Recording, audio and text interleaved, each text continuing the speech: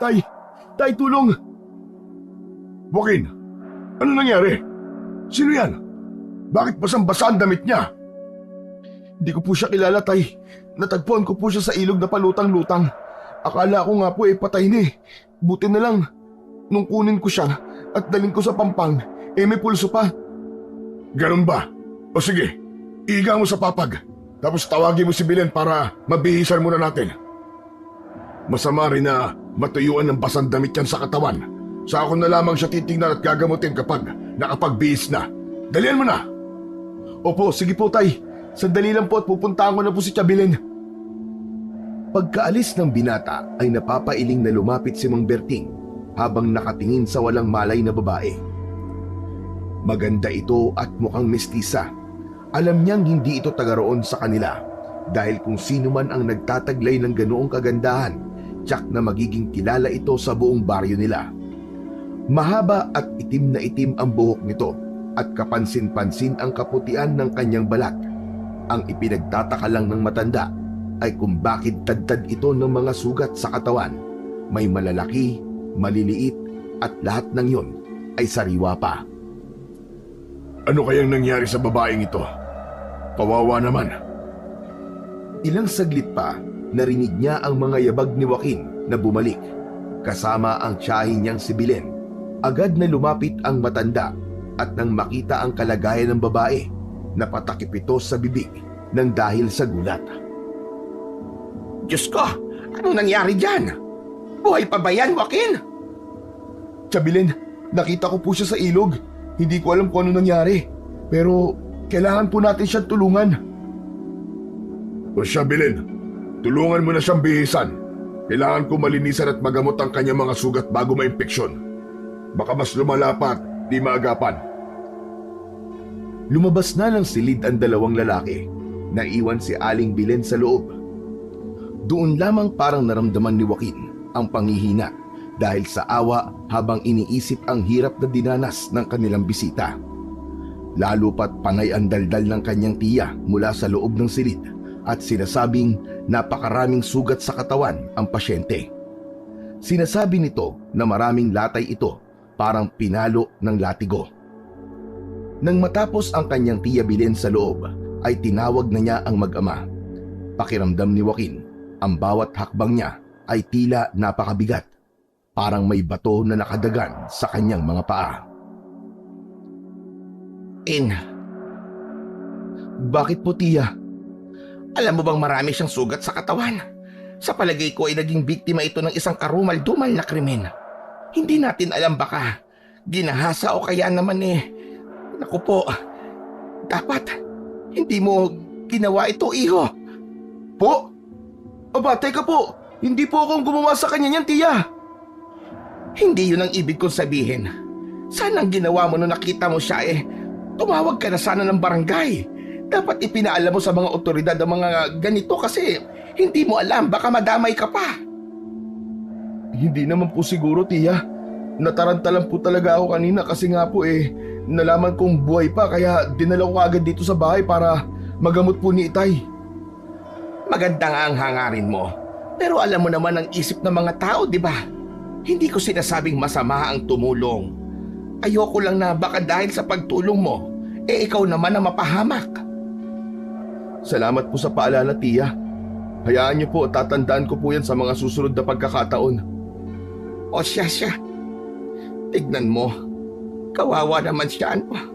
Sino kaya ang may kagagawan nito sa kanya? Saka paano kaya ito napadpad sa ilog? Yun na nga po Hindi ko nga po alam kung paano siya napadpad sa ilog. Malayo naman po yun sa baryo.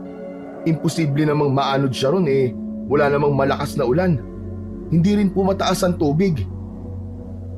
Habang nag-uusap sila, ay inihanda naman ni Mang Berting ang kanyang mga gamit sa panggagamot.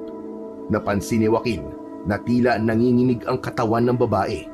Napakunot ang noo niya at mabilis na lumapit.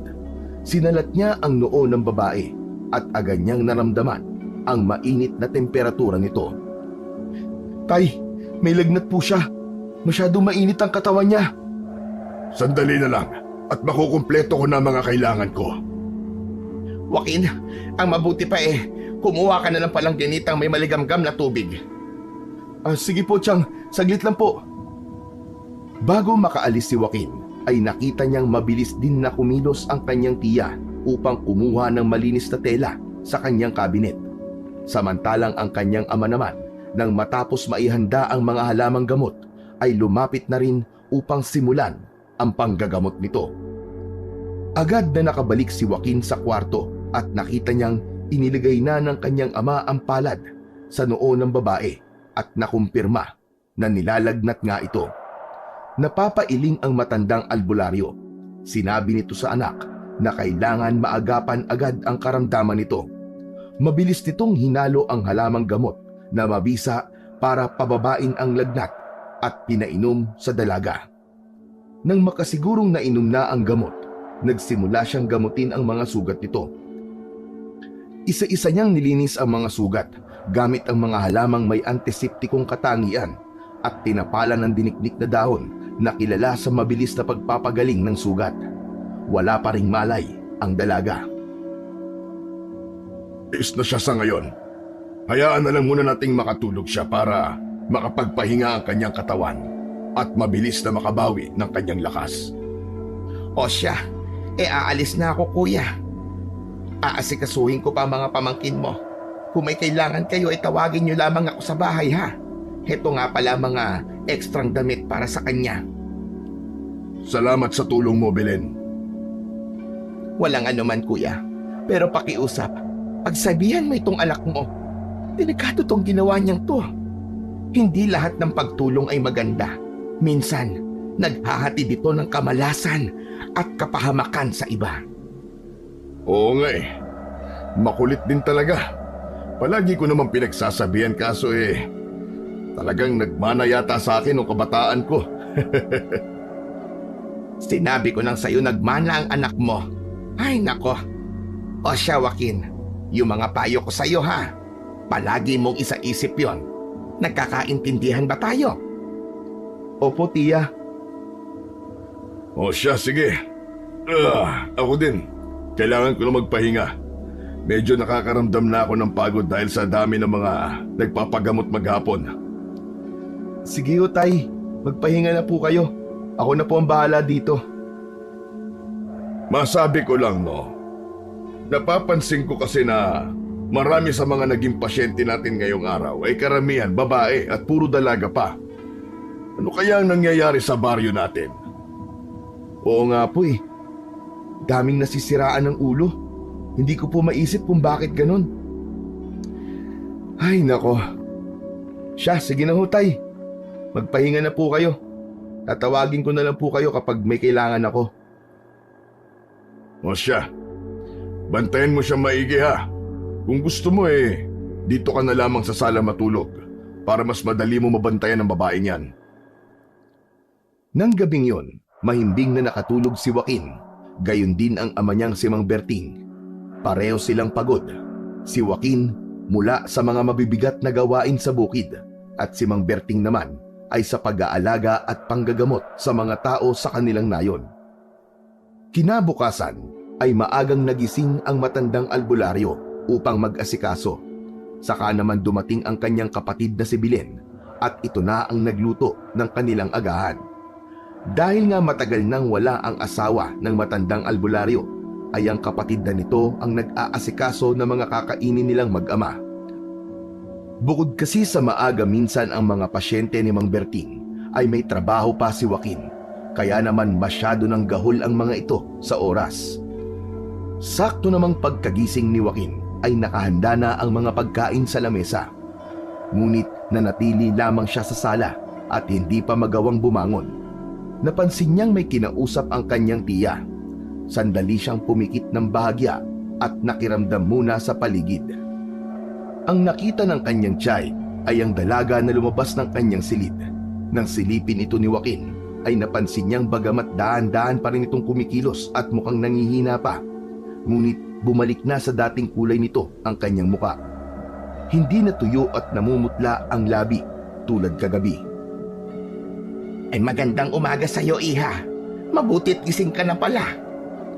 Magandang umaga rin po. ba? Parang nahihiya ka pa ha. Halika na at maupo ka rito nang nakakain ka na. Siya nga pala, tawagin mo na lang akong Tia Belen. Ikaw, Iha, anong pangalan mo? Teresa po. Aba, napakagandang pangalan. Bagay na bagay sa magandang dilag na kagaya mo. O siya, dito ka na maupo. Pwede po bang magtanong? Nasaan po ako? Bakit po ako nandito? Mamaya na namin sasagutin ang mga tanong mo ha. Kumain ka na muna. Sige, tatawagin ko lang yung mag-ama. Napansin ni Joaquin na nag-aatubili si Teresa, pero sa huli, sumunod din siya kay Aling Belen at naupo sa harap ng lamesa.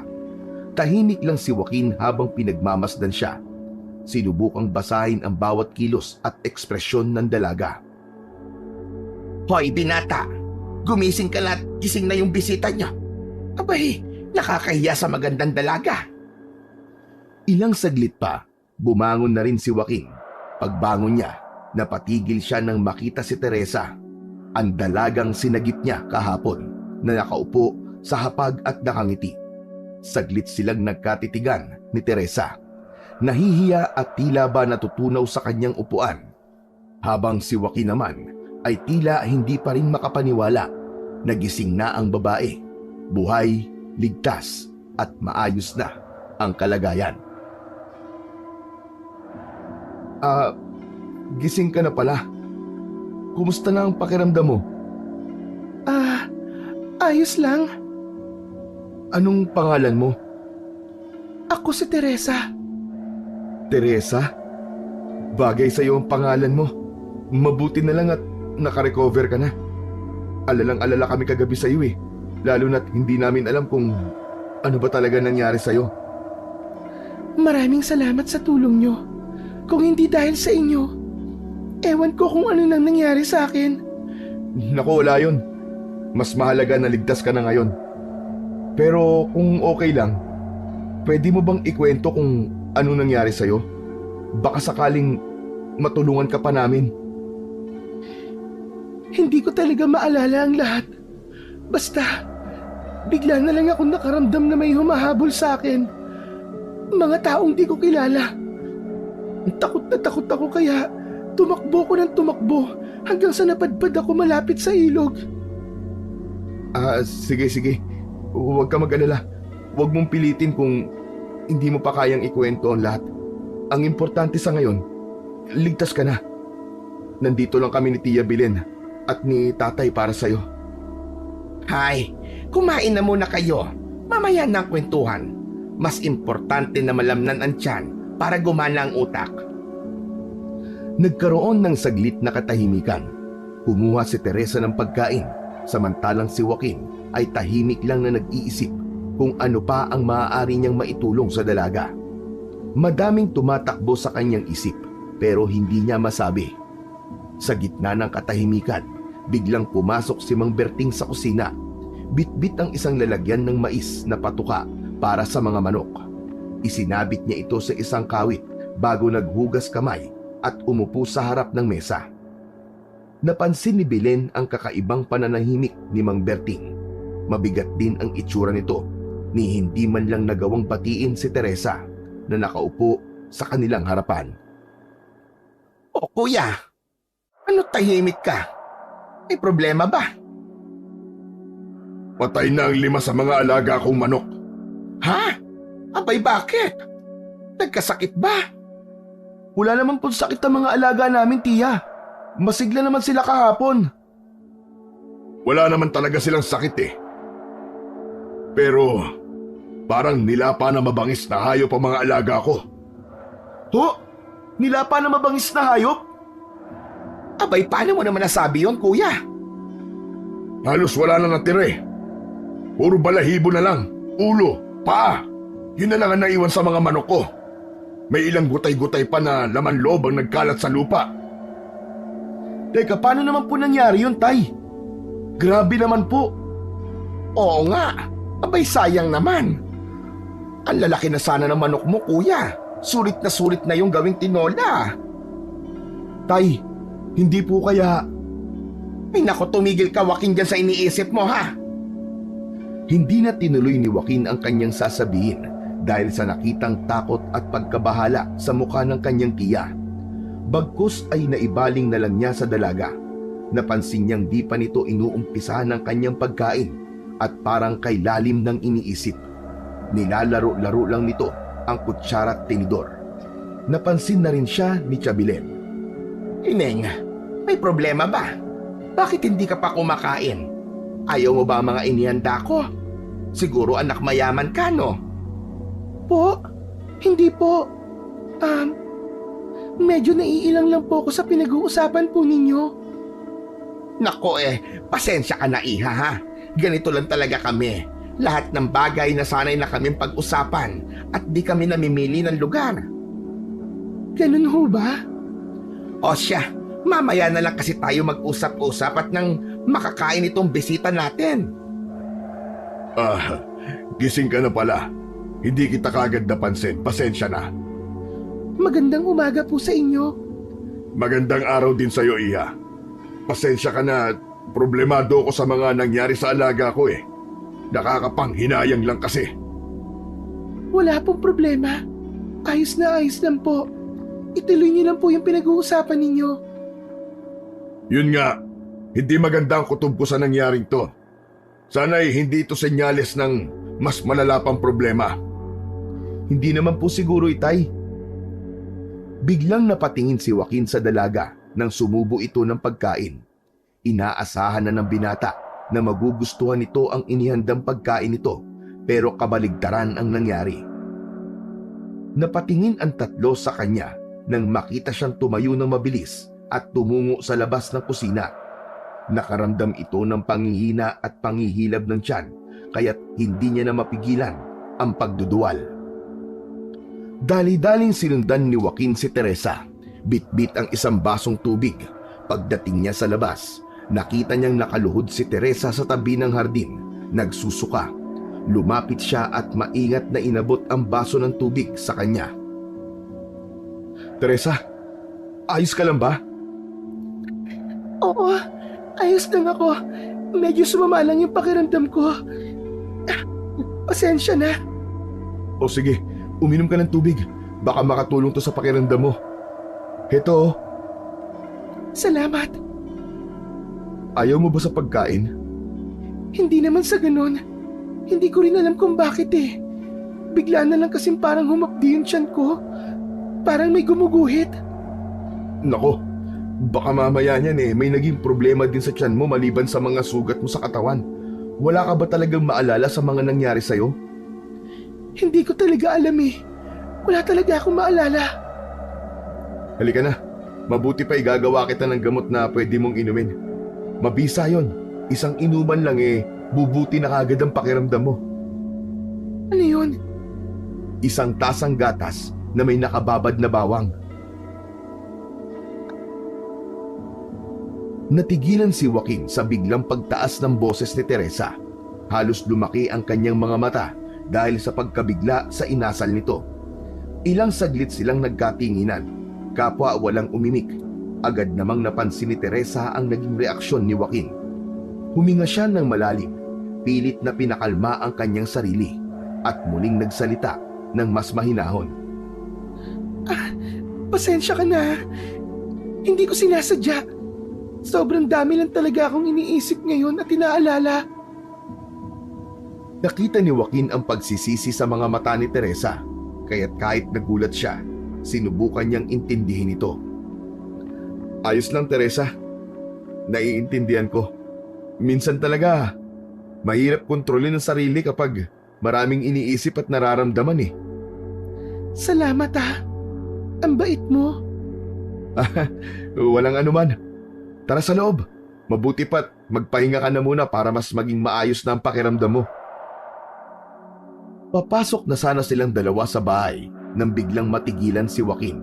Sa hindi kalayuan, napansin niyang may dalawang sundalo na naglalakad patungo sa direksyon nila. Ang mga sundalo ay sandaling napahinto nang may masalubong na ali at nakipag-usap sa kanya. Ilang sandali pa'y tumangu-tango ang mga sundalo sa sinabi ng ali. bago sila nagpaalam at nagpatuloy sa kanilang paglalakad. Napansin niya kaagad na napakapit sa kanyang braso ang dalaga at hindi ito mapakali. Ang kanyang mga mata ay naningkit at ang mukha niya ay nagpakita ng takot at pagkabalisa. Nagsimulang manginig ang kanyang mga kamay. Teka, bakit Teresa? Bakit parang ang lamig ng kamay mo? Ano nangyari sa'yo? Ngunit si Teresa ay tila bingi sa mga tanong ni Joaquin sa kanya. Ang kanyang mga mata ay nakatingin lamang sa mga sundalong papalapit sa kanila. Habang palapit ng palapit ang mga ito, lalo namang lumakas ang panginginig ng kanyang katawan na para bang siya'y takot na takot. Joaquin, itago mo ako, pakiusap. Itago mo ako. Ha? Teka, anong ibig mo sabihin? Bakit kita itatago? Ngunit bago pa man makasagot si Teresa, ay naramdaman na ng binata ang biglang paghila sa kanyang kamay papasok sa bahay. Naguguluhan man at nag-aalala, ay sumunod na lang siya sa agos. Bitbit pa rin niya ang isang basong tubig sa kamay. Dumiretso sila sa kwarto ni Teresa at nang makapasok na sila, agad din namang lumabas si Joaquin. Nagmamadali. Kaya nang kumatok ang mga sundalo sa kanilang bahay, siya na ang nagpresentang kumausap sa kanila, habang si Teresa naman ay nanatili lamang sa loob ng silid at tahimik na nagtago doon. Napag-alaman ni Joaquin na si Teresa nga ang pakay ng dalawang sundalo. Hindi niya man alam ang buong istorya, ngunit ang takot na nakita niya sa mga mata ng dalaga ang nagtulak sa kanya upang magsinungaling sa mga ito. Nang makaalis na sila, agad niyang hinarap ang kanyang ama at tiyahin. Parehas na nagtanong at nag-alala sa biglang pagdating ng mga sundalo. Joaquin, bakit nagawi dito ang mga sundalo? Anong kailangan nila? May hinahanap daw po silang kriminal. Ano? Kriminal? Ika mo? Opo, tay. Pinatay daw ho ang general nila sa karumal-dumal po na paraan. Halos hindi daw po makilala ang itsura ng general na yun dahil pisana ang ulo nito at nawawala ang utak. Gutay-gutay po mga parte ng katawan. Sa kawakwak din daw po ang dibdib at tiyan. Ang malala pa po, nawawala po ang puso at mga laman loob nito. Diyos ko, mahabaging Diyos! Sino naman ang halangang kaluluwang kayang gumawa ng ganun? Marahil ay may sira sa utak ang gumawa nun sa general. Eh anong sinagot mo sa kanila? Wala po, tay. Sabi ko na lang po sa kanila wala akong kilalang tao na katulad ng hinahanap nila. Napaisip si Joaquin kung si Teresa ang hinahanap ng mga sundalo.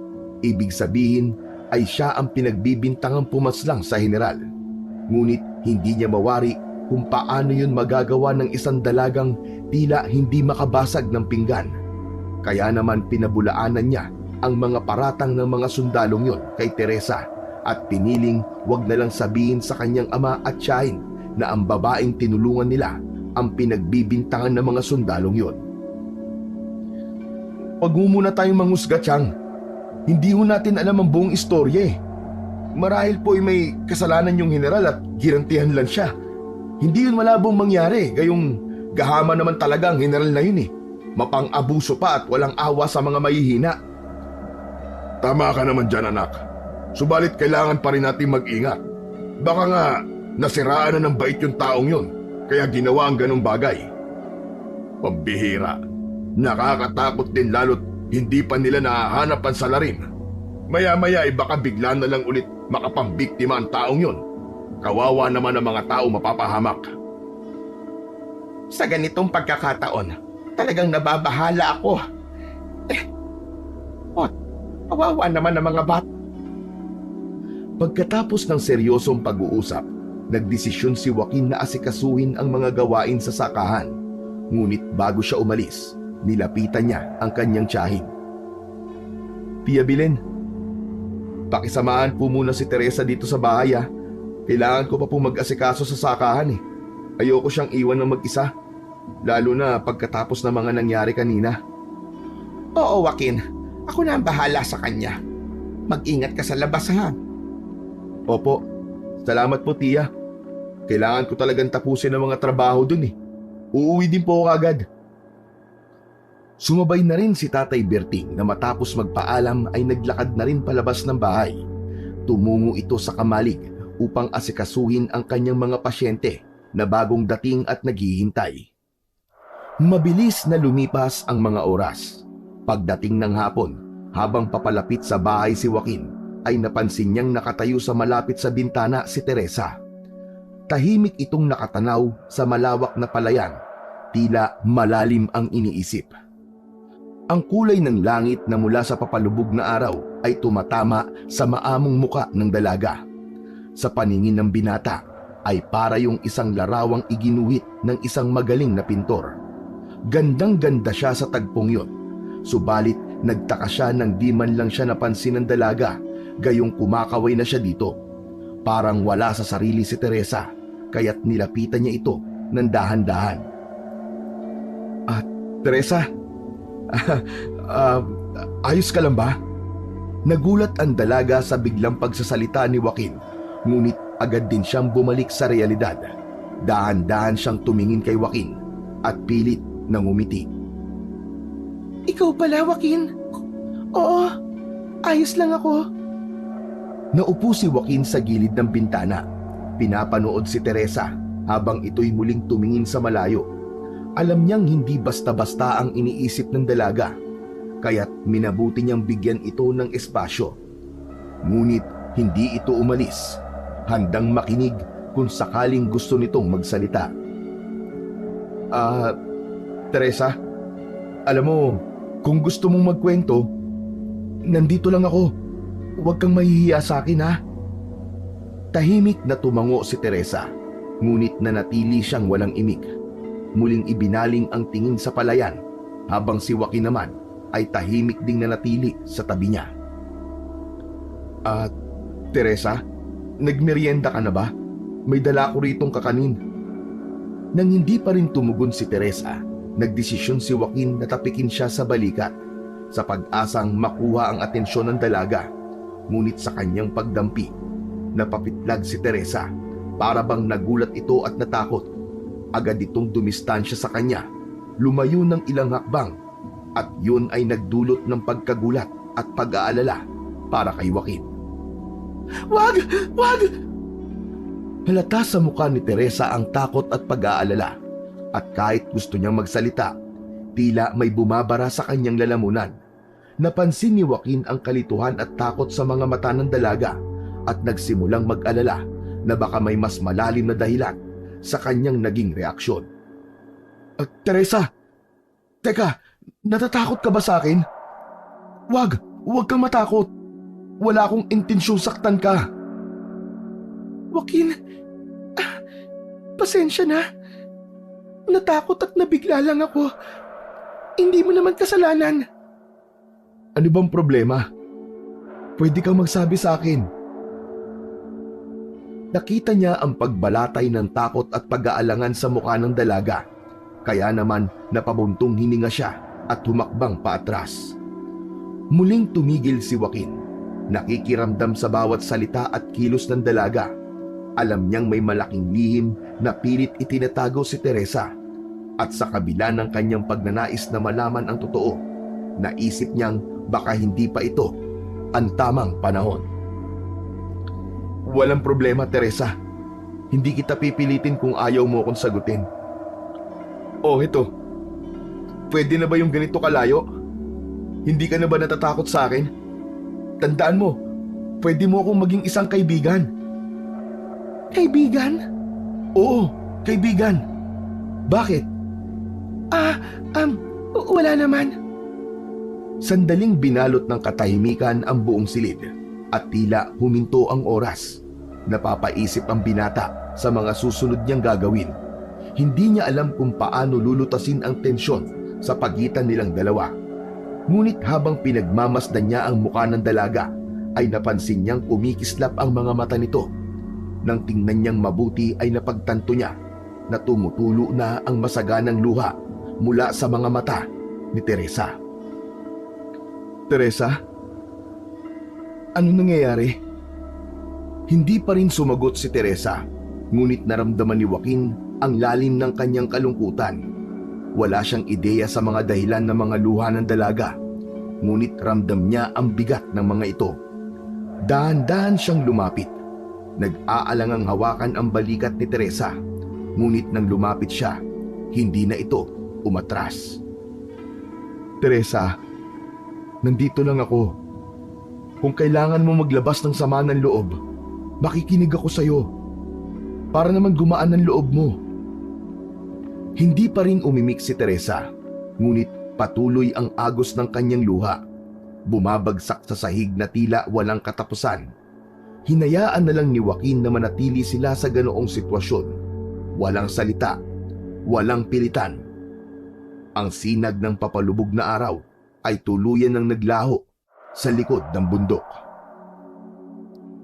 Di ko na kaya. Hindi ko na kaya, Joaquin. Sa wakas ay nagsalita na rin si Teresa. Agad na napuno ng pag-aalala si Joaquin dahil sa narinig. Alam niyang mabigat ang dinadala ng dalaga at sa simpleng salitang yon, nabatid niya ang lalim ng sakit na bumabalot sa puso nito. Nais niyang tulungan ang dalaga, ngunit hindi niya alam kung paano, kaya't nanatili siyang tahimik, handang makinig sa anumang nais nitong sabihin. Ipinaramdam ni Joaquin ang kanyang pagmamalasakit para sa dalaga habang patuloy sa pagluha ito. Maya-maya pa ay pinahid ni Teresa ang kanyang mga luha, saka nagsalita habang ang tingin ay naroon pa rin sa malawak na palayan. Tahimik ang dating buhay ko sa probinsyang pinanggalingan ko, Joaquin. Pero isang araw, bigla na lang may tumukod sa akin, kasama ang iba pang mga kababaihan. Hindi umimik si Joaquin at hinintay lamang ang susunod pang sasabihin ni Teresa. Nakita niya ang panginginig ng mga nakakuyom na kamao ng dalaga hanggang sa muli itong magsalita. Mga baboy! Mga baboy sila, Joaquin! Mga baboy sila! Anong ibig mong sabihin, Teresa? Hindi ko maintindihan. Binaboy nila ako! Ginahasa nila ako! Mapaumaga, tanghali, at sa gabi. Kahit pa madaling araw, kung kailan sila abutin ng kanilang tawag ng laman, gagawin nila ang pang-aabuso sa akin. Lalong-lalo na ang general na yon. Hindi ko siya mapapatawad. Silang lahat, mga hayop sila, mga baboy, baboy! Napatda si Joaquin dahil sa mga revelasyong narinig niya mula kay Teresa. Wala siyang magawa ng tuluyan ng pumalahaw ang dalaga. Yumuyugyug pa ang balikat nito habang umiiyak. Teresa, hindi makatarungan ang ginawa nilang yun sa'yo. Gaganti ako sa kanila. Gagantihan ko sila. Lahat sila. Wala akong palalampasin. Nagulat si Joaquin sa bigat na mga salitang binitiwan ni Teresa. Nararamdaman niya ang umaapoy na galit na bumabalot sa puso ng dalaga. Isang galit na tila mas matindi pa sa inaasahan niya. Hindi niya lubos na maunawaan ang lahat ng pinagdaanan ni Teresa, ngunit nararamdaman niya ang puot na dala nito. Pero Teresa, patay na ang general. Alam ko. Paano mo nalaman? May pakpak ang balita, Joaquin. Saka mabuti nang mamatay ang hayop na yon. Masyado siya kasing hayok sa laman. Pero hindi pa sapat yun. Gusto ko, lahat ng bumaboy sa akin, magbayad sa ginawa nila. Teresa, alam kong galit ka. Pero hindi mo na kailangan gawin to. Hindi mo kailangan maging katulad nila. Hindi nila alam kung ano kaya kong gawin. Sinira nila ako, Joaquin. At hindi ako titigil hanggat hindi sila nagbabayad. Hindi mo kailangan maging katulad nila, Teresa. Ipagpasa Diyos mo na lamang ang lahat ng nangyari sa'yo. Baka kasi saktan ka nila o di naman kaya lalo ka lang mapahamak. Hindi pa huli ang lahat para sa'yo, Teresa. Tutulungan ka namin na makapagbagong buhay muli. Pero sinira ng mga hayop na yun ang buhay ko. Marumi na akong babae ngayon. Dinumihan nila ang pagkatao ko. Winasak nila. Kinuha nila ang puri ko. Mga wala silang konsensya. Kaya bakit ako mangingiming gantian ng mga katulad nila? Wala akong pakialam kahit na mapunta pa ako sa impyerno. At kung sakali man, isasama ko silang lahat doon. Habang lumalalim ang gabi, nanatili sa isipan ni Joaquin ang mga binitiwang salita ni Teresa. Hindi niya maiwasang mag-isip ng malalim hanggang sa dahan-dahan siyang kinain ng antok. Dala ng pagod sa buong araw na trabaho at ang bigat ng mga alalahanin. Hindi niya namalayang unti-unti na siyang nawawala sa ulirat. At sa kanyang pagkakatulog, hindi niya napansin ang pagbangon ni Teresa mula sa higaan. Tila wala sa sarili ang dalaga at naglakad palabas ng kwarto para bang hinihila ng isang hindi nakikitang puwersa. Walang direksyon ang kanyang mga mata na para bang wala siyang kamalay-malay sa kanyang ginagawa. Sa paglabas ng silid, nadaanan ni Teresa si Joaquin na mahimbing ang tulog sa isang mahabang kawayang bangko sa sala. Nakanganga ito, humihilik pa, walang kaalam-alam sa nangyayari sa paligid. Hindi man lang ito nagising o nagambala sa pagdaan ng dalaga. Dire-diretso si Teresa patungo sa pintuan. Binuksan ito ng walang ingay at tahimik na lumabas ng bahay. Sa ilalim ng malamlam na sinag ng buwan, tahimik niyang tinahak ang daan patungo sa kulungan ng mga manok sa katabing bahay. Ang kanyang galaw ay mabagal, ngunit tiyak. Pagdating sa kulungan ng mga manok, lumuhod si Teresa at marahang binuksan ang gate. Ang mga manok ay nagising, ngunit wala sa kanila ang nakaramdam ng takot o panganib. Marahil ay dahil sanay sila sa presensya ng mga tao. Nang makapasok na siya, mabilis niyang dinakma ang isang walang kalabang-labang manok. Sa isang iglap, sinimulan niyang nasabi nito, animoy isang mabangis na hayop. Walang pagtutol, walang pag-aalinlangan. Tuluyan niyang kinain ang kawawang hayop. Nilulunod ang sarili sa kanyang hindi mapigilang uhaw at gutom. Ang tahimik na gabi ay nasira ng mahihinang tunog ng kanyang pagnasab sa laman ng manok. Tila wala sa kanyang sarili ang dalaga. Hindi niya namalayan ang bawat patak ng dugo na umaagos mula sa kanyang bibig at dumadaloy sa kanyang kamay. Kinaumagahan ay binulabog si Joaquin ng ingay na nanggagaling mula sa labas. Pupungas-pungas siyang bumangon sa kasumilip sa bintana. Nakita niya ang ilang mga kapitbahay na nagkukumpulan. Kasama noroon ang amang si Berting at tiyahing si Bilen. Bumangon naman siya at nagtungo sa kusina upang magmumog. Pagkatapos ay lumabas na rin siya upang puntahan ang mga nagkukumpulang tao. Tay, anong meron? Ba't ang ingay? Tingnan mo anak, patay na rin ang mga alagang manok ni na paring Gusting. Nakikita mo ba yan? Katulad ng sinapit ng mga manok na yan sa mga alaga natin. Hindi batid ni Joaquin kung bakit biglang gumapang ang kilabot sa buo niyang katawan ng mga sandaling yun. Hindi niya mawari kung ano ang nangyayari at panay ang pambibiktima ng kung anumang nilalang sa kanilang lugar. Pagbalik niya sa kanilang bahay ay nadatnan niya si Teresa sa sala. Tahimik itong nakaupo habang may isang tasa ng mainit na kape sa harapan. Teresa, magandang umaga. Gising ka na pala. Nag-almusal ka na ba? Tara, kain tayo. Sina tatay naroon pa sa kabilang bahay at nakikiisyoso. Piping umiling ang dalaga na siyang ikinakunot ng noon ni Joaquin. Nagtataka siya sa malamig na pakikitungo ni Teresa sa kanya, ngunit imbis na tanungin ang dalaga, ay ipinilig na lamang niya ang ulo sa kaiiling-iling na tumungo sa kusina. Pagdating doon ay nakita niyang tumayo ang dalaga at diretsyong bumalik sa kanyang silid. Kumuha na ng plato ang binata at nagsandok ng kanyang makakain. Habang kumakain ay pumasok ang kanyang ama at tiya.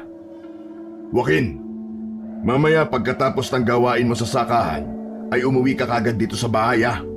Delikado Baka mamaya hindi lang pala mga hayop ang binibiktima ng nilalang na hindi natin alam kung ano. Sa palagay niyo po ba may naligaw na namang aswang dito sa ating baryo? Diyos ko, naman sana. Nakakatakot. May akala ko tapos na ang kalbaryo ng baryo natin sa mga aswang-aswang na yan. Pero ito at parang may panibago na naman. Mukhang bagong sibol ang isang yan. Kaya parang pinagpapraktisan lang ang mga manok. Tapos sa susunod ay tao na. Kailangan na nating makilala ang pesteng yon para hindi niya na masaktan ang mga mahal natin sa buhay. Huwag po kayong mag-alala, tiya. Aalamin ko po ang misteryo sa pagkamatay ng mga alagang manok dito sa atin. Mabuti pa nga, pamangkin. Teka, nasa na ba si Teresa? Kumain na ba siya? Nagkakape po, nandun po siya sa may kwarto. Inaya ko na nga po siyang kumain pero mukhang ayaw niya po. Parang nagiging pihikan na yata sa pagkain ng batang yon. Ano kaya ang nangyayari sa kanya? Aba hindi ko na siya naaabot ang kumakain. Hindi na rin masyadong lumalabas. Masama pa rin ba ang pakiramdam niya hanggang ngayon? Mukha naman po siyang masigla, tiya. Magaling na rin po ang mga sugat niya, maliban dun sa mga malulubha. Naninibago pa dito sa atin. Alam niyo po, kakaiba po ang ugali niya pero hindi ko matukoy kung ano. Ganun talaga ang mga babae. Masanay ka kung sakaling nahihirapan kang ispilingin sila. Ganun po ba yun? Ay siya, uuwi na muna ako at magluluto pa ako ng pagkain namin, ha? Sige, Bilin. Salamat, ha. Mag-iingat ka dyan sa daan. Hindi natin sigurado kung sa gabi lang nang bibiktima yung aswang. Nako kuya, subukan niya nang makatikim siya sa akin. Aba, ang tapang ng tiya ko. Kahit kailan talaga bolero ka. Aalis na ako. Oy, Joaquin, ha? Huwag kang papagabi sa labas. Si Teresa, bandayan mo rito. Opo, tiya. Pagdating ng hapon, muling nakasalubong ni Joaquin ang dalawang sundalong naghahanap kay Teresa nung nakaraang araw.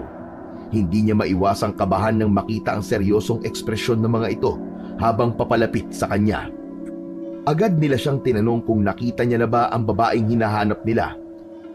Kahit alam ni Joaquin na mapanganib kapag nalaman ng mga itong nagsisinungaling siya at pinortektahan pa rin niya ang dalaga laban sa mga ito. Sinabi niyang wala pa rin siyang nakikitang ganong itsura ng babae. Nagkatinginan ang dalawa at parang hindi naniniwala sa kanya. Mas pinanindigan niya ang pagsisinungaling sa pamamagitan ng pagpapanatili niya ng kalmadong anyo. Matapos ang ilang sandali ay muling nagpaalam ang mga sundalo nang wala nang mapala ang mga ito sa kanya. Habang papalayo ang mga ito sa kanya ay patuloy na nakatingin sa kanila ang binata. Naglalaro sa isip niya na kailangan nila mag-ingat, lalo na dahil baka kung may makakitang iba sa babae ay isuplong sila sa mga masasamang sundalo na yon. Pagpasok ni Joaquin sa kanilang bahay ay nakita niya si Teresa sa kusina. Nagluluto ito ng kakainin nila para sa hapunan. Nagtaka pa siya nang batiin siya nito at alokin ng kape. Aba, ayos ka na ba, Teresa? Parang ang saya mo ngayon. Anong meron? Wala to, Joaquin. Naisip ko lang na wala namang mangyayari kung patuloy ako magmumukmok. Kailangan ko nang ituloy ang buhay ko. Yan, tama yan. Natutuwa ako sa sinabi mong yan, Teresa. Saka naisip ko na tama ka. Siguro hahayaan ko na ang karma na maningil sa kanila. Umaasa ako na darating ang hustisya sa tamang panahon. Tama yan. Hindi man maibabalik ang kinuha nila mula sa'yo, magagawa mo naman baguhin ang takbo ng buhay mo. Magsimula ka ulit at maging masaya sa ikalawang buhay na ibibigay sa'yo. Salamat, Joaquin. Buti na lang at nariyan ka. Salamat sa pagliligtas mo sa akin. At salamat kasi tinulungan mo akong magtago. Sa unang pagkakataon ay nasilayan ni Joaquin kung gaano talaga kaganda ang mukha ni Teresa nang makita niyang ngumiti ito. Napakatamis ng ngiting iginawad nito sa kanya kaya nahawa na rin siya at ngumiti na rin. Pagkaraan ng ilang araw ay unti-unting bumalik sa normal ang takbo ng buhay sa kanilang baryo. Wala nang napapabalitang mga hayop na namamatay sa kanilang lugar. Bagay na ipinagpapasalamat ng mag-ama na sina Joaquin at Mang Berting. At habang lumilipas ang mga panahon, ay unti-unting nagkapalagayan ng loob sina Teresa at Joaquin. Sa kabila ng mga misteryong bumabalot sa pagkatao ng dalaga, naging malapit sila sa isa't isa. Nakita ni Joaquin ang kagandahan at kabaitan ni Teresa, at hindi naglaon ay nagsimula na siyang manligaw sa babae. Sigurado ka na ba? Kasi Joaquin, ayaw kitang itali sa isang relasyon na alam kong hindi ka naman tunay na magiging maligaya. Ano ka ba, Teresa? Bakit mo nasasabi yan? Alam ko na ikaw ang itinitibok ng puso ko. Maniwala ka. Seryoso ako sa'yo. Saka, hindi naman ako katulad ng iba na katawan lang ang habol sa'yo. Pero Joaquin, marumi akong babae. Baka nakakalimutan mo nangyari sa akin. Wala akong pakialam doon. Nakahanda akong itayo ang dignidad mo bilang isang babae. Tanggap ko ang lahat sa'yo. Maniwala ka sa akin, maging sino ka man. Pero marami namang ibang babae dyan na mas karapat-dapat na mahalin mo. Hindi yung isang tulad ko. Baka kasi magsisi ka lang at magkasakitan pa tayong dalawa kapag nagkataon. Hinawakan ni Joaquin ang mga kamay ni Teresa. Nakita niyang napapaluha na ang dalaga dahil sa mga negatibong laman ng isip nito. Pinaharap niya ang dalaga sa kanya at saka pinahid ang mga luhang dumaloy sa pisngi nito. Mahal kita, Teresa. Mahal na mahal kita. Kahit sino ka pa. Natigilan ang dalaga. Nakita niya na sinsero ang lalaki sa lahat ng mga sinasabi nito. Kita niya kung gaano kadeterminado ito para lang makuha ang matamis niyang oo. Napangiti naman ang dalaga. Sigurado ka ba, Joaquin? Kasi kung totoo yan, hindi ko na itatago ang nararamdaman ko. Kasi Joaquin, ang totoo ang totoo, mahal na din kita. Talaga? Talaga, Teresa? Totoo ba yan? Oo, Joaquin. Nakita ko lahat ng ginagawa mo para sa akin. Sobrang bait mo. At hindi ko na kayang pigilin pa ang nararamdaman ko. Mahal na rin kita. Mahal na mahal kita, Joaquin. Yes! Salamat, Teresa. Hinding-hindi kita sasaktan at lolokohin. Mamahalin kita ng buong puso, gaya ng nararapat para sa'yo. Salamat, Joaquin. Mahal na mahal kita. Nagyakap silang dalawa at magkaakbay na pinanood ang paglubog ng araw. Masayang masaya si Joaquin ng sandaling yun. Kinagabihan, sa gitna ng masarap na pagkain, inipon ni Joaquin ang lakas ng loob upang ipaalam sa kanyang ama na si Mang Berting na nobya niya na si Teresa. Agad namang sumilay ang ngiti sa matandang albularyo. Bagay na bagay kayong dalawa, anak. Talaga po, Itay? Abay, oo. Itong si Teresa, hindi lang ganda ang nakikita ko sa kanya. Alam ko na magiging mabuti siyang may bahay sa'yo pagdating ng araw. Itay naman, asawa na kaagad. Kakasimula pa lang namin eh. Nako dun din naman patungo yun eh. Pero anak, masaya talaga ako para sa inyong dalawa. Sana ay maging matatag ang pagsasama ninyo. Masaya ako na maging bahagi ka ng pamilya namin, Teresa. Sabi nito habang iniaabot ang kanyang kamay kay Teresa bilang tanda ng kanyang pagtanggap sa relasyon nila. Masaya ang lahat, tila ba walang problema sa mundo. Ngunit ang kasiyahang yon ay nabahiran ng pag-aalala nang biglang mapansin ni Joaquin na parang biglang nagbago ang aura ng babaeng minamahal. Napansin niyang may luha sa mga mata ng babae. Naisip tuloy ng binata na maaaring naalala na naman ito bigla ang pait ng mga pinagdaanan nito. Inabutan niya na lamang ng pagkain ang dalaga at sinubukang pasayahin sa pamamagitan ng pagkakwento ng mga masasaya at nakakatawang kwento kasama ang kanyang ama. Pagsapit ng hating gabi ay naalimpungatan si Joaquin nang makarinig ng malakas na kaluskos mula sa labas ng bahay. Maya-maya pa ay biglang umalingaw-ngaw ang isang malakas na huni ng ibon. Umieko ito sa katahimikan ng gabi. Nakaramdam ng kakaiba ang binata. Naging alerto siya at lalo'y naaamoy niya ang isang pamilyar na amoy na ayaw niyang nalalanghap.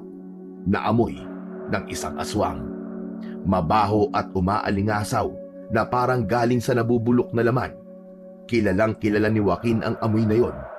Mabilis siyang bumangon at tinungo ang tokador kung saan nakalagay ang mga gamit nilang mag-ama sa pangangaso. Isang malakas na pagaspas ng pakpak ang kanyang narinig papalayo. Tama nga ang hinala nila Itay at Chabilin. May aswang na naman dito sa baryo. Kailangan malaman ito ni Itay. Pero sa ngayon, ay susubukan kong sundan kung saan papunta ang nilalang na yon. Mahirap na.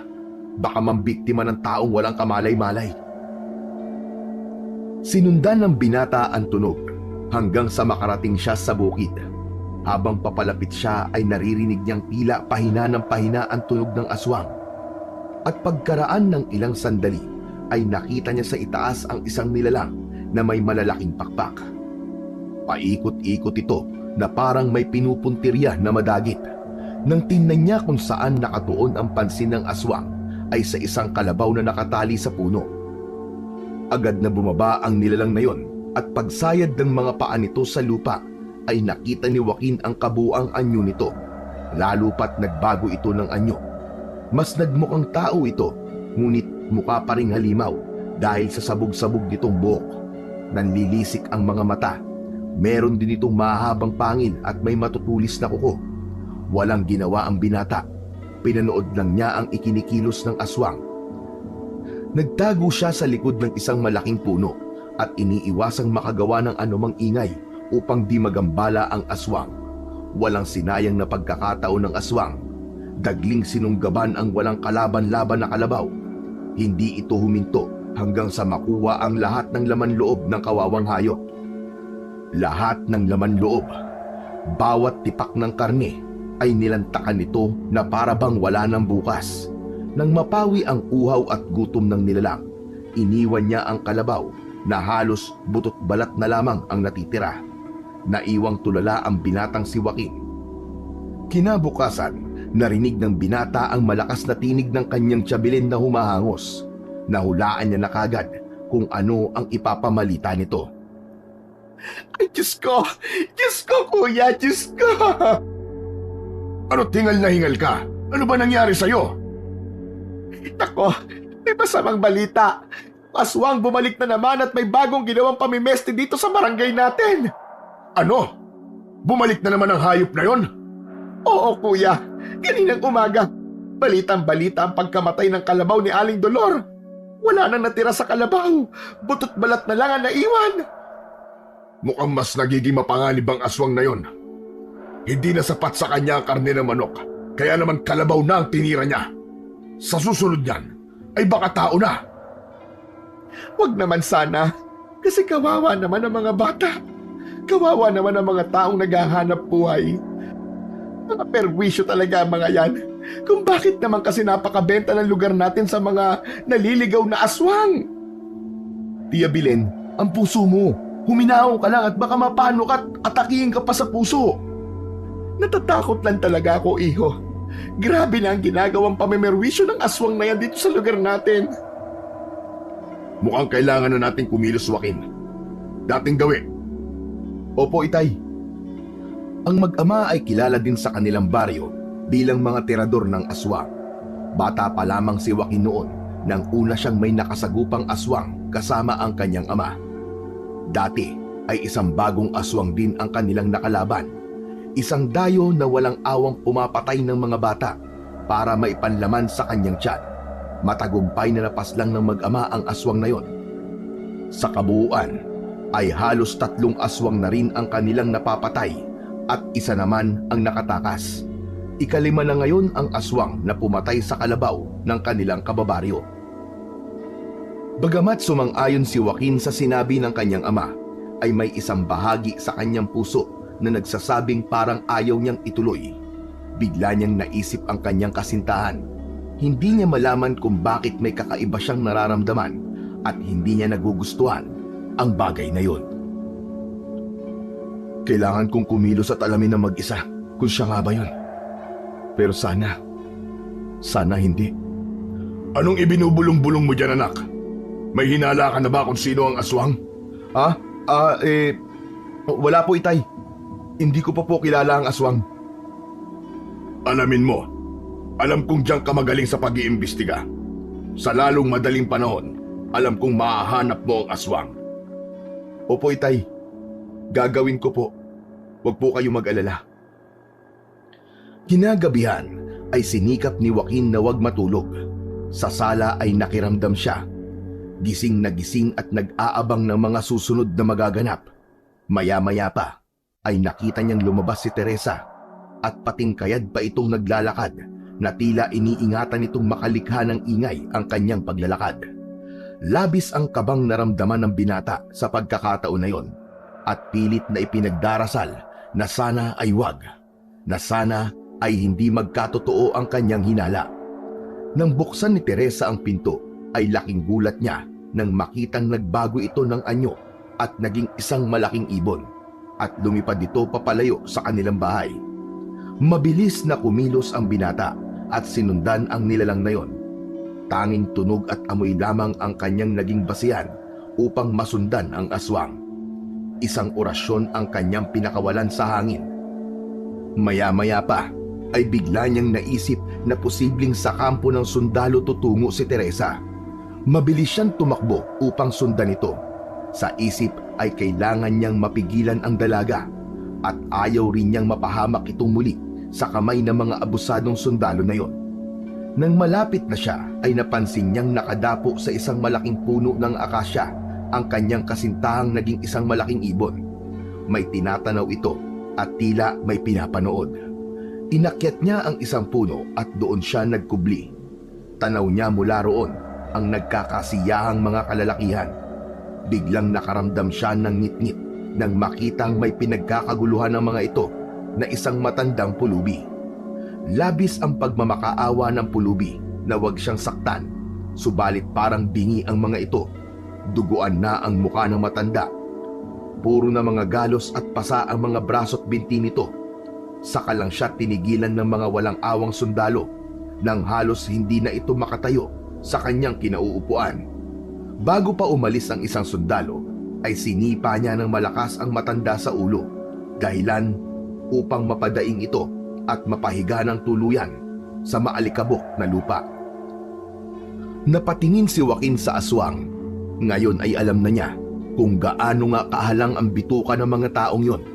Malayong malayo sa mga nakilala niyang sundalo na nadestino sa kanila. Mga mapang-abuso sila at labis sa paggamit ng kanilang kapangyarihan. Silang dapat ay tagapagpatupad ng katahimikan at kapayapaan, subalit sila pa ang mas kinatatakutan dahil sa kanilang mga masasamang gawain. Maya-maya pa ay napansin niyang tila nagpaalam ang isang sundalo sa mga kasamahan nito. Papunta ito sa isang masukal na bahagi ng kampo. Medyo papalapit yon sa lugar niya. Napansin ng binata na pagewang-gewang ito sa paglalakad. Napansin niyang kumilos ang aswang. Sinusundan nito ang walang malay na lalaki. Bagamat parang nahuhulaan na ni Joaquin ang susunod na mangyayari, ay nanatili lang siya sa kanyang pinagtataguan. May bahagi sa puso niya na nagsasabing hahayaan na lamang niya ang nilalang na yon sa gusto nitong gawin. Maya-maya pa ay bigla na ngang inatake ng aswang na yon ang sundalo. Dinagit niya yon at inilipad sa ere. Saka ito binitawan. Patay ito ng tuluyang bumagsak sa sementong kalsada. Bumaba ang aswang at pinagtutuka ang tiyan ng bangkay. Tila gutom na leon. Walang awang nilantakan ni Teresa ang katawan ng sundalong sumipa sa matandang pulubi kanina. Hindi siya tumigil hanggang sa makontento siya. Nanatiling nanonood lang ang binata at hinahayaan lang niya ang aswang sa ginagawa nito. Bumalik sa itaas ng puno ang aswang. Walang kamalay-malay na may isang nilalang din na nanonood sa kanya. May dalawa pang sundalo na lumabas ng kampo. Hindi nila alam na ang kanilang kamatayan ay nagmamasid na sa dilim. Tahimik na nakamasid lang si Teresa at maya-maya pa ay sinundan din ang dalawa. Walang kaalam-alam ang isa na tinangay na pala ng aswang ang kanyang kasama at dinala sa talahiban. Pinaslang ni Teresa ang ikalawang sundalo. Patuloy itong nagsasalita, lasing at pasuray-suray hanggang sa mapansin niyang nawala ang kausap. Nangapa ito sa dilim, labis ang pagtataka at takot. Hindi niya alam na sa mga oras na yon, nilalantakan na ni Teresa ang kanyang kasamahan.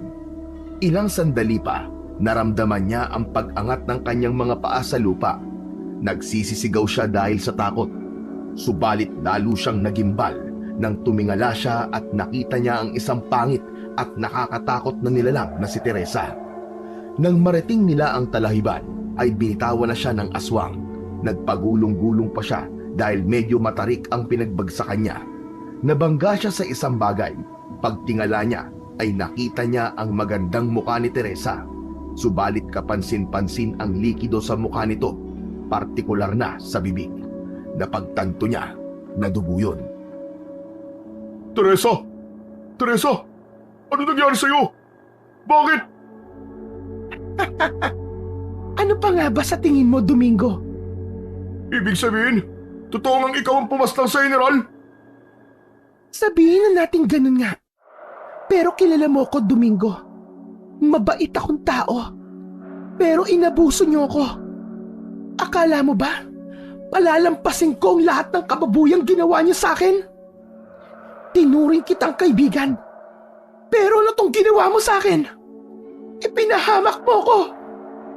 Patawarin mo ako, Teresa. Hindi ko sinasadya. Hindi ko ginusto yun, maniwala ka. Ang galing mo rin magpanggap at umarte, no?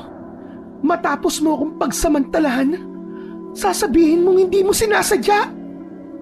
Nagpakasarap ka at nagpakasasa sa akin. Tapos sasabihin mong hindi mo ginusto. Sinong niloko mo? Parang awa mo na, Teresa. Patawarin mo ako. Alam kong walang kapatawaran ang ginawa ko sa'yo pero parang awa mo na. Huwag mo akong papatayin. Marami akong umaasa sa akin. Huwag mo akong sasaktan. Pinagsisisihan ko na ang lahat ng ginawa ko sa'yo. Patawarin mo na ako. Patawarin mo ako, Teresa. Huli na para magsisi, Domingo. Kaya magpaalam ka na sa mundong ito. Wag! Bigla siyang sinugod ni Teresa at sa isang iglap ay ibinaon ng aswang ang kanyang matutulis na kuko sa sundalong yon. Ang mga kuko ng aswang ay tila mga kutsilyong sumusugat sa kanyang laman. Napasigaw siya sa tindi ng sakit. Ang kanyang mga hiyaw ay pumaibabaw sa tahimik na gabi. Wala na siyang magawa kundi tanggapin ang kapalaran na kanyang kinatatakutan, ang kamatayan. Sa pagkakataong yon ay nakita niyang lumipad na palayo ang aswang. Sinundan niya ito at napadpad sila sa gubat. Tagaktak na ang kanyang pawis dahil sa pagod sa pagtakbo at pagsunod sa kanyang nobya. Hanggang sa makarinig siya ng isang malakas na angin galing sa kung saan. Muli niyang pinakinggan ang pinanggagalingan ng tunog nung biglang may sumulpot na isang nilalang mula sa talahiban.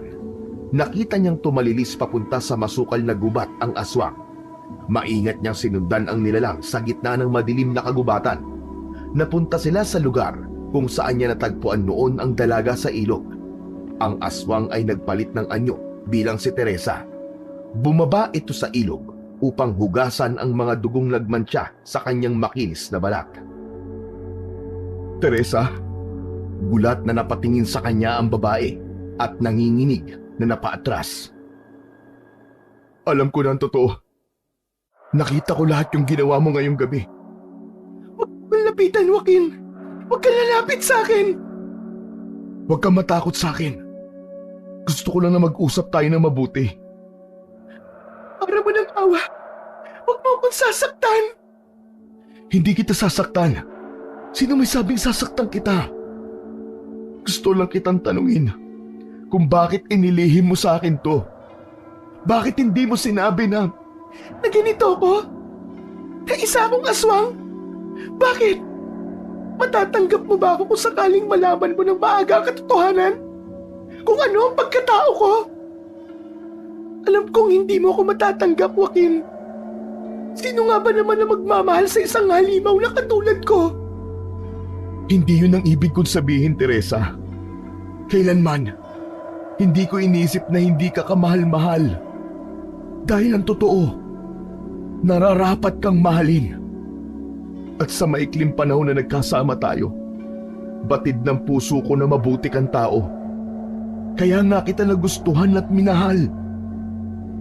Pero pistado mo na ako. Alam mo na ang buo kong pagkatao, Joaquin. Pumatak ang luha sa pisngi ng dalaga habang papalapit ito sa kanya. Ipinapaubaya ko na ang sarili ko sa iyo, Joaquin. Total, nagawa ko na ang dapat kong gawin. Nakaganti na ako sa mga taong lumapastangan at bumaboy sa akin. Sige na, maaari mo na akong patayin. Ayoko na sa buhay na to. Ayoko na. Pagod na ako, Joaquin. Hindi ko kaya. Hindi ko magagawa yun, Teresa. Teka, huli na naman to, di ba? Sabihin mo sa akin na hindi ka na muling mananakit ng mga tao. Tama ba, Teresa? Tama ba? Ano? Mangako ka lang sa akin na hindi mo na to gagawin ulit. At kakalimutan ko lahat ng nakita ko ngayon. Anong sinasabi mo? Hindi ko may papangako sa iyan dahil isa akong halimaw, Joaquin. Aswang ako. Isa akong aswang na palaging natatakam sa karne at dugo. Hindi ako makakapayag, Teresa. Mahal na mahal kita at handa akong tulungan ka. Mas lalong napaiyak ang babae nang yakapin ito ni Joaquin. Walang makakaalam ng sikreto mo, Teresa. Mananatili ito sa pagitan nating dalawa. Kung kinakailangan ilayo kita rito, gagawin ko. Huwag ka lang mawala sa akin.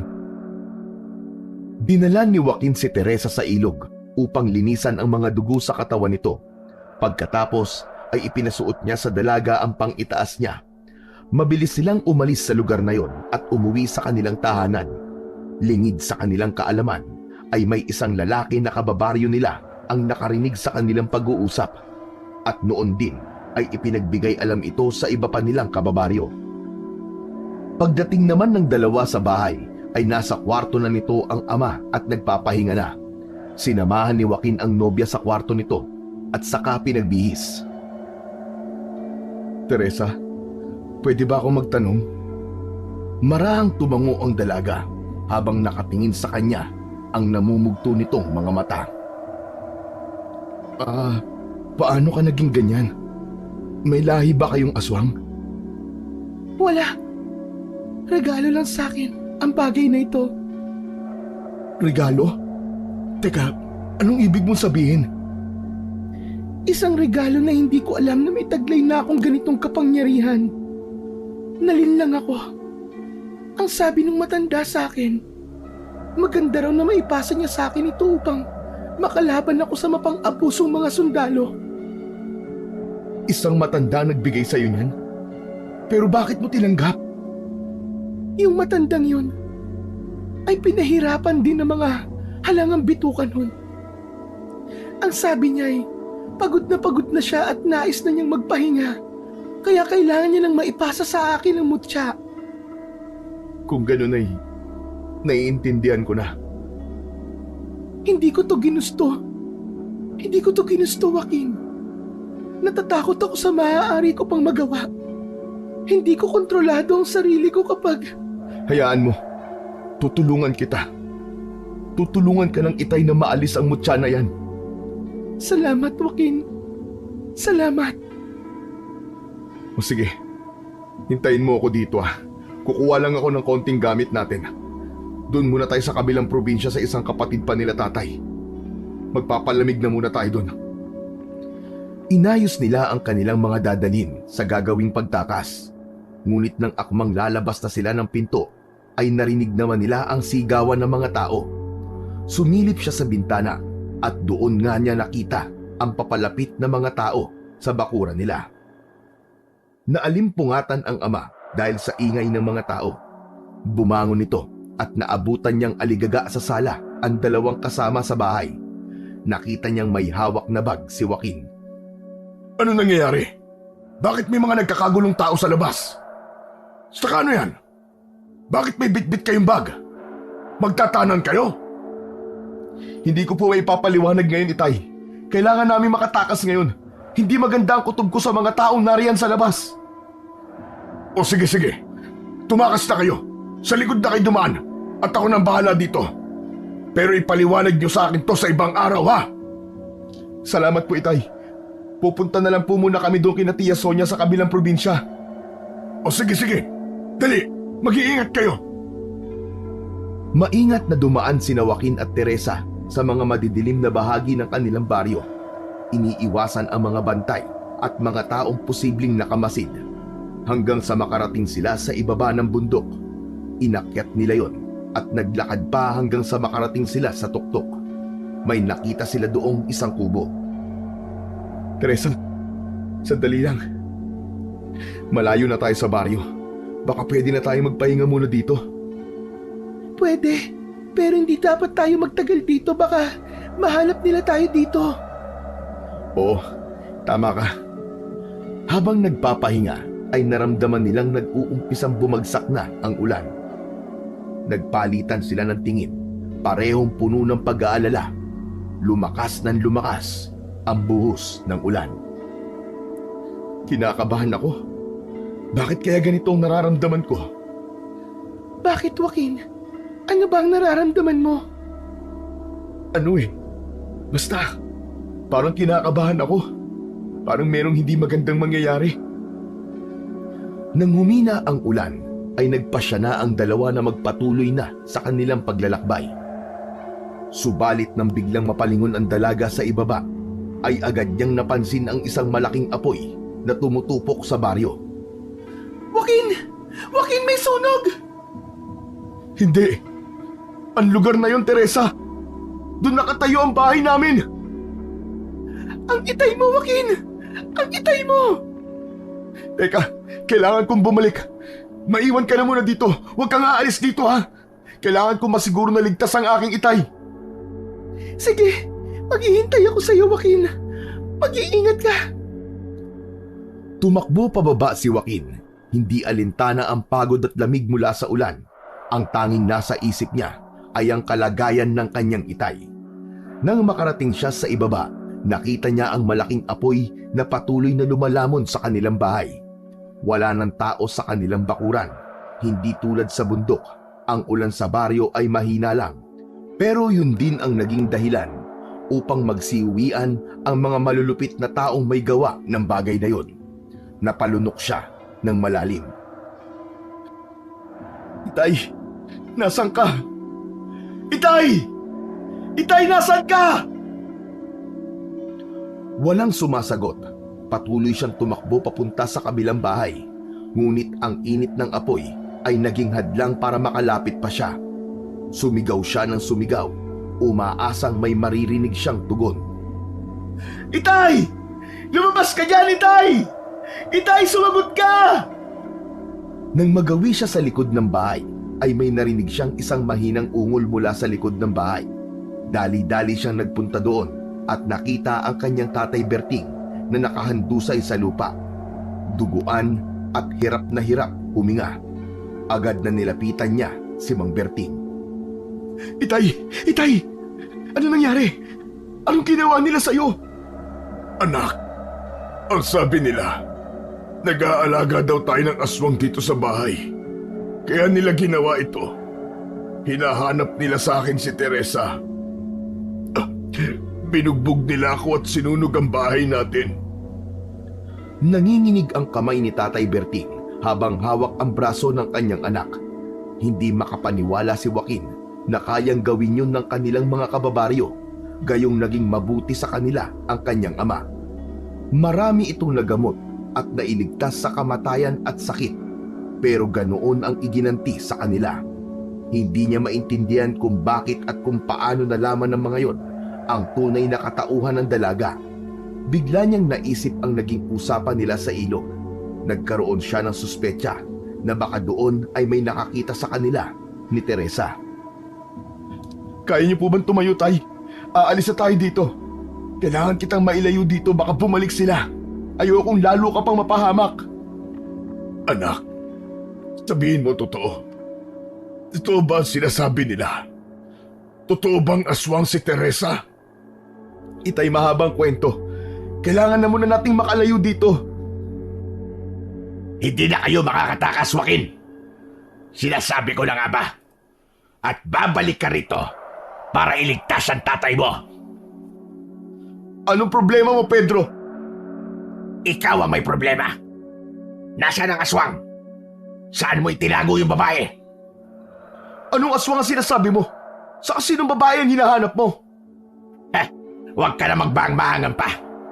Alam mo bang galing na ako sa kampo ng mga sundalo at natagpuan na nila yung mga pinatay ng babaeng kasama mo sa gubat? Kitang-kita ko kayo. Alam ko ang ginawa nyo ng aswang na yon. Huwag ka na magkaila pa, Joaquin. Anak, tumakas ka na. Sige na. Hayaan mo na ako dito. Iligtas mo ang sarili mo. Hep, hep. Walang aalis. Sige na, anak. Tumakas ka na. Nangihina na rin ako. Mag-ingat kayo ni Teresa. At sa huling pagkakataon ay huminga ng malalim ang kanyang ama bago tuluyang pumikit ang kanyang mga mata. Niyakap niya ng mahigpit si Mang Berting habang ang mga luha ay tumutulo sa kanyang mga mata. Doon lang napansin ng binata na may madulas na likido sa likod ng kanyang ama. Nang kanya itong tingnan, ay dugo yun mula sa isang malalim na sugat sa likod ng matanda. May saksak ito sa likod na siya niyang ikinamatay. Mga walang hiya kayo! Mga walang hiya kayo! Bakit niyo to ginawa sa tatay ko? Kasalanan mo yan. Kriminal ka eh. Nag-alaga ka ng demonyo sa bahay nyo. Napakuyom ang mga kamao ni Joaquin. Halos lumalagotok na ang mga buto nito sa tindi ng kanyang galit. Hindi niya lubos maisip na ganito kalupit ang lalaking ito kasama na ang mga iba pa nilang mga kababaryo. Handang pumatay ng inosenteng tao para lang makuha ang gusto nila. Ngunit alam niyang wala siyang magagawa para maibalik ang buhay ng kanyang ama. Wala kang karapatang husgahan kami, Pedro. Walang hiya ka. Pinatay mo ang aking itay. Hindi mo alam kung ano ang pinagdadaanan namin. Hayop ka! Umalis ka na! Kailangan mong ibalik dito ang aswang, Joaquin. Kung ayaw mo maging kapares ng tiya mo ang naging kapalaran ng iyong ama. Hayop ka! Hayop! Uuwi na ako. Pero aantayin ka namin bukas ng umaga. Dalhin mo sa amin ang aswang. Pagkatapos ay tinalikuran na ni Pedro si Joaquin. Pagkaalis ng lalaki ay naghukay na lamang si Joaquin sa kanilang bakuran at doon inilibing ang kanyang ama. Nang matapos siya ay mabilis siyang naglakad paakyat ng bundok. Sumisilip na ang araw sa pagkakataong yun. Nang marating niya ang kubo ay nakita niya si Teresa na naghihintay. Joaquin! Mabutit dumating ka na. Ano nangyari? Wala na si Itay, Teresa. Pinatay nila siya. Pinatay nila si Itay. Nang marinig yun, tumulo ang mga luha ni Teresa. Niyakap niya ng mahigpit si Joaquin. Ang lahat ng nangyari ay ikinuwento niya sa dalaga. Gayon din ang pagbabanta na nakuha niya. Hindi ko hahayaang pati ang tiya ay saktan nila. Mga demonyo silang lahat. Kasalanan ko to, Joaquin. Patawarin mo ako kung nadamay pa kayo sa mga kamalasan ko. Hindi. Huwag mong sabihin yan, Teresa. Sila ang masasama. Hindi tayo. Magtatakip silim na nang muling bumaba si Joaquin sa baryo upang tingnan ang kalagayan ng kanyang tiya at mga pamangkin. Doon niya nakita na napapalibutan na ng tao ang bahay ng kanyang tiya. Nang makita siya ng mga tao, ay galit na galit siyang sinalubong. Hinahanap sa kanya si Teresa. Hindi inaasahan ni Joaquin na sumama pala sa kanya pababa ng bundok si Teresa. Nagulat na lamang siya nang mula sa kanyang likuran ay biglang sumulpot ang babae. Ako ang hinahanap nyo. Ako si Teresa. Yan! Yan yung aswang na nakita kong kasama ni Joaquin sa gubat. Tsaka, hindi ako maaaring magkamali. Ikaw pala ang pasimuno ng kaguluhang ito. Paano ka nakakasiguro na aswang ako? At kayo, bakit nyo kagad pinaniwalaan ng lalaking ito? Hindi nyo ba alam na muntik na akong ginahasa ng lalaking ito? Ano? Teka, anong sinasabi mo?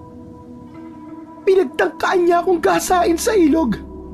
Mabuti na lang at dumating si Joaquin. Siya ang nagligtas sa akin. Mali kayo ng pinanigan. Hindi ako aswang. Teka. Sinungaling ka. Nagsisinungaling siya mga kasama. Heto, tingnan nyo. Siya ang may gawa ng mga sugat kong ito. Ikaw ang tunay na masama at hindi ako. Binaboy mo ko. Binaboy mo ko. Umiyak nang umiyak si Teresa sa harap ng mga taong yon. Patutunayan kong aswang ka. Sinungaling ang babaeng ito mga kasama. Mamaya, sa pagkagat ng dilim, tiyak kung magiging aswang ang babaeng ito. At paano kung hindi?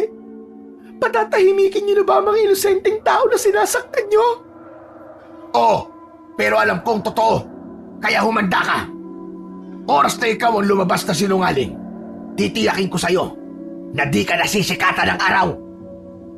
Pagsapit ng dilim ay naghintay ang mga tao. Pinakawalan na ang pamilya ni Tia Belen at si Teresa na lamang ang kanilang itinali. Takot ang mga tao na baka raw talagang aswang ito at biglang magbago ng anyo at atakihin sila. Subalit lumipas na ang ilang oras. Palalim na ng palalim ang gabi at hindi pa rin nagbabago ng anyo si Teresa. Sigurado kong aswang yan eh. Imposibleng hindi. Sigurado ko. Nagalit ang mga tao kay Pedro dahil hindi nga nito napatunayan ang paratang ay unti-unting nagsialisa ng mga tao at umuwi na. Kinalagan ni Joaquin ang tali ni Teresa. Kabilin, pasensya na po kung nadamay po kayo dito. Ang kuya, nasan siya? Anong ginawa nila sa kanya? Pinatay nila ang tatay. Pinatay ng hayop na lalaking to ang aking ama. Bakit mo ginawa yon, Pedro? Napakabait na tao ng kapatid ko. Wala akong pinagsisisihan sa ginawa ko. Kahit ano pa sabihin nyo, kayo ang demonyo dahil nag-alaga kayo ng aswang. Totoo naman ang sinasabi mo eh. Pero wala kang karapatang pumaslang ng inosenteng tao. Dapat ako na lang, Pedro. Ako na lang sanang sinaktan mo. At di ka na nagdamay pa ng ibang tao. Anong ibig mo sabihin? Sinasabi mo bang tunay kang aswang? At hindi ako nagkakamali? Sa isang iglap ay nagbago ng anyo si Teresa. Kitang-kita ng mga taong natira doon ang nakakatakot na anyo ng aswang. Ngunit sa isang iglap ay dinagit nito si Pedro at inilipad. Sumigaw ng sumigaw ang lalaki, ngunit hindi pa rin siya pinakawalan ng aswang sa itaas. Bumabaon na ang mga kuko nito sa balikat ni Pedro. Tulong! Tulungan niyo ako! Tulungan niyo ako mga kasama! Walang ginawang anumang hakbang si Joaquin. Pinanood lamang niya ang unti-unting pagpapahirap ni Teresa sa lalaki. Maya-maya pa ay binitiwan na ng babae ang katawan ng lalaki. Pagbagsak nito sa lupa at agad yung binawian ng buhay dahil sa matinding pagkakabagok. Takot na takot si Tia Belen at ang kanyang mga anak. Wag ho kayo mag-alala, Tia. Hindi po kayo sasaktan ni Teresa. Pero kailangan niyo na pong umalis dito ngayon din. Hindi mananahimik ang mga tao dito. Lalo na't patay na si Pedro. Tara na po, bago pa sila makapag-imbestiga at madamay kayo. Alam ni Joaquin na wala ng oras para magtagal pa sa lugar na yon. Kailangan nilang umalis ng mabilis bago pa dumating ang mga sundalo o mga kapitbahay na maaaring naghahanap kay Pedro. Habang hawak ang kamay ng kanyang tiya, sigurado niyang ligtas silang makakaalis. Habang tinatahak ni Joaquin, Teresa, Belen at ang mga anak nito ang madilim na daan palabas ng baryo, ay di mapakali ang binata sa kakatingin sa likod upang masigurado na nakasunod ang lahat. Saan ba tayo pupunta? Alam kong dito madali, Tia. Ayoko madamay kayo pero narito na. Nangyari na. Sumunod na lang po kayo. Pansamantala po magtatago muna tayo sa kapatid mo. Doon ko kayo iiwan, Tia. Babawi po ako sa inyo sa lahat ng mga gulong nangyari ngayon. Ibig mong sabihin, totoong aswang si Teresa, Joaquin? Opo, Tia. Pero hindi po siya tulad ng inaakala nyo na masamang nilalang. Mabait po si Teresa. Mabait po ang nobya ko. Hindi niya tayo sasaktan. Ito na nga bang sinasabi ko, na di lahat ng pagtulong ay nakakabuti? Tia, huwag na po muna natin pag-usapan yan ngayon. Pasensya na po kayo. Isa pa po, hindi ko po kayo pwedeng pabayaan. Ang sitwasyon natin sa baryo, hindi na po maganda. Tamang-tama sa pagputok ng araw ay narinig na nila ang isang bahagi ng highway. At mula doon ay may dumaan na pampasaherong jeep. Pinara nila yon at sumakay kasama si Teresa. Naglakbay sila ng mapayapa hanggang sa nakarating sa kapatid ni Tia Belen. Malugod naman silang tinanggap nito at pansamantalang pinatira sa isang kubong pagmamay-ari ng pamilya. Habang tahimik na nagbabantay si Joaquin sa labas ng kubo, lumapit sa kanya si Teresa. Sa isang malumanay ngunit seryosong tono, inamin ni Teresa kay Joaquin na isa pala siyang heredera mula sa isang mayamang pamilya. Ikinuwento niya kung paano siya dinukot ng mga mapagsamantalang sundalo, mga taong akala niya'y mapagkakatiwalaan. Hindi makapaniwala si Joaquin sa kanyang mga narinig. Hindi niya akalaing ang dalagang kasama niya ngayon ay nagmula pala sa isang maimpluwensyang pamilya. Mabilis ako nagtiwala sa isang kaibigan. Pero traidor pala siya. Kaya ako sinapit ng ganitong kapalaran. Hindi mo kasalanan, Teresa. Wala kang kasalanan, mahal ko. Wala na akong magulang, Joaquin. Matagal na akong ulila. Kaya palagi akong sabik sa atensyon at kasama. Mahal ko, hindi ako mawawala sa iyo. Pangako ko sa iyo yan. Salamat, Joaquin. Pero kailangan ko lang bumalik sa amin.